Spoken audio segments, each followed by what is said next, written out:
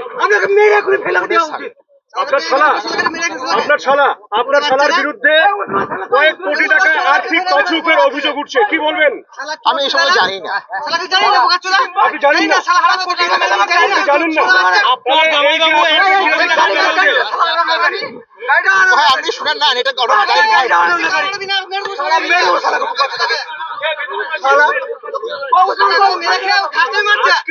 আধিকারিকেরা আনারুল মন্ডলের বাড়িতে এই মোহাম্মদ আনারুল ইসলামের বাড়িতে এসেছিল, কি বললো আপনাকে? কি জিজ্ঞেস করলো? কিছুই জিজ্ঞাসা করেন।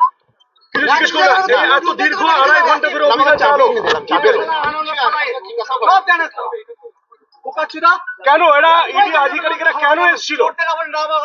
কেন এসেছিল? চোরদের নাম হাজারটার নাম থাকে, দাদা কলঙ্কিত হচ্ছে তোদের জন্য।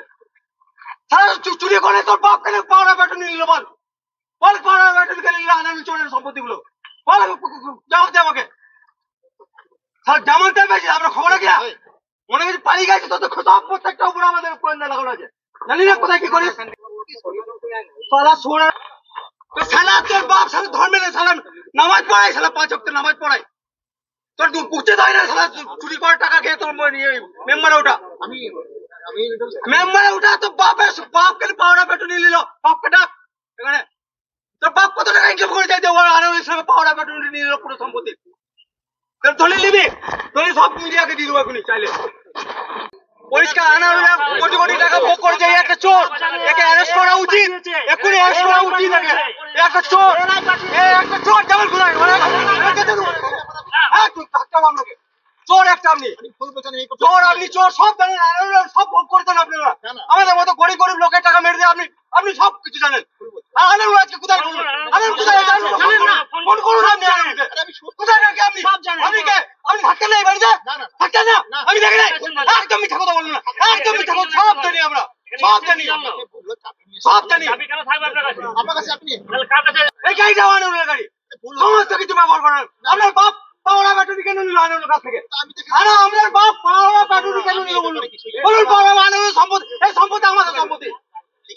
আপনার বাপ কেন পাওয়া ব্যাটারি নিল বলুন? যে নেই বলুন, আপনি স্বীকার করুন, আপনি নিয়েছে কি নাই বলুন। পাওয়া ব্যাটারি আপনি চোরা শালা, চোরা শালা, আপনি আনারুল সব ভোগ করে দেন আপনি, আর আনারুলকে পালিয়ে আনতে সাহায্য করেন আপনি। কেন বলছেন? কেন বলছেন? আমি সরে যাচ্ছি, আমি জোর করে বলতে পারি, আমরা গরিব মানুষের যেমন তাই দেখে, আর তখন দিনাত খেয়ে বড় হয়েছেন, দিনাত এখানে পড়ে থাকতেন, দেখি নাই আমরা? না, একদম না, বোনের ব্যাপারে আসতাম, আমি পড়ে থাকতাম না। দেখুন আপনি আমার বোনাইকে ডাকুন, আমাদের যোগাযোগ নাই, তাহলে কি জন্য এলেন আপনি? থাকুন এখানে, চাবিটা দিতে। আমরা যখন গরিব মানুষের আপনি এখন পড়ে থাকুন, কি জন্য দেবো আপনাকে? আমি জানি আপনি তো ছিলেন ভেতরে? না, ছিলাম, আমাকে নিয়ে এসেছিলেন। হ্যাঁ, কেন আপনি কেন এসেছিলেন? বোনের স্বামী হচ্ছেন। আচ্ছা, উনি কি বাড়িতে ছিলেন? না না, উনি বাড়িতে ছিলেন না। আর কিছু কি বলবেন? বাড়িতে কেউ নেই। বাড়িতে কারণে আপনার বাড়িতে আপনাদের এখানে কি কারণ? ওই যে এলএফএস কোম্পানির ব্যাপারে এসেছিল। আচ্ছা, কি মনে হলো, কি করলেন? কিছু কাগজ টাগজ নিলেন, চলে গেল, মানে কাগজপত্র টাকা পয়সা কিছু পাওয়া গেছে? না না না, কাগজ কিছু কাগজ। ইডি এসেছিল? হ্যাঁ হ্যাঁ। কি কারণে অভিযোগটা কি? ওই তো এলএফএস কোম্পানির ব্যাপারে, কি কোম্পানির ব্যাপারে বুঝুন। কি কাগজ ছিল? জামাইবাবু এই কোম্পানির সঙ্গে যুক্ত 8 বছর হবে আর কি। উনি কোথায়? নেই তো এখানে, কোথায়? বাইরে গেছেন? বাইরে আছে। আপনি কি হচ্ছেন? আনারুল বাবু কি হচ্ছেন আপনি? কোন স্ত্রীর ভাই। আচ্ছা, বিশাল। আপনার কি নাম দাদা? আপনার নাম? সাইফুল ইসলাম। আপনার কাছে কিছু জানতে চাইলো স্যার? না না না, আমাকে চাবি আনতে নিয়ে এসেছিল, চাবিটা নিয়ে এসেছিল। তারা তো দীর্ঘ 2 ঘন্টা ধরে কিছু জিজ্ঞাসাবাদ করলেন। না না, আচ্ছা, আপনার জামাইবাবুর বিরুদ্ধে যে অভিযোগ, 100 কোটি টাকা দুর্নীতির অভিযোগ এখানকার লোকজন করছে, কি বলবেন আপনি? আমি এসবে থাকলেও না জানি না, আমি এসবে থাকলেও না জানি না। বলছে বোলপুর থেকে 100 কোটি টাকা তোলা হয়েছে, বলছে একটা বড় অঙ্কের টাকা সেটা একটা ইয়ে করা হয়েছে, প্রতারণা হয়েছে, সেটা একটু বলুন না। আমি জানি না, এই সময় জানি না। আপনি কি জানতেন?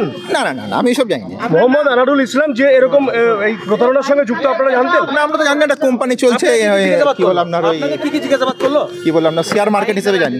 আপনাকে কি আপনি কিছু জিজ্ঞাসা করেন, আমি চাবি নিয়েছিল, কিছু জিজ্ঞাসা করেন। কি দেখলেন? ঘরে তো টাকার মেশিন নিয়ে যেতে দেখা গেল। না না, টাকার মেশিন না, ঘরে কিছু পাওয়া গিয়েছে? টাকার মেশিন না, ওটা কি বলে জেরক্স মেশিন। আচ্ছা, কজন ছিল? আর 10-15 জন ছিলেন। আচ্ছা, তারা কি মানে কোন ডিপার্টমেন্ট থেকে? ইডি থেকে এসেছিলেন। আচ্ছা, কি বললো? কিছুই বলেনি, ওনারা সার্চ করলেন, কিছু কাগজপত্র পেলেন, নিয়ে গেলেন। আচ্ছা, আপনার কাছে বাড়ির চাবি ছিল? আমার বাড়িতে এক জায়গায় ছিল, আমাকে এনে দিতে বললেন। পরিবারের সদস্যরা কেউ নেই? না না, কেউ নেই, 6 মাস থেকে নেই। এটা কোথায় কোথায় গেছে? মোহাম্মদ আনোয়ারুল ইসলাম এখন কোথায়? কথা বলতে আনোয়ারুল ইসলাম এ হচ্ছে সরকারি একটা চোর, ঠিক আছে? এও একটা চোর। এ আনোয়ারুল ইসলামের শালা, ঠিক আছে? এও আমাদের টাকায় উপর করেছে।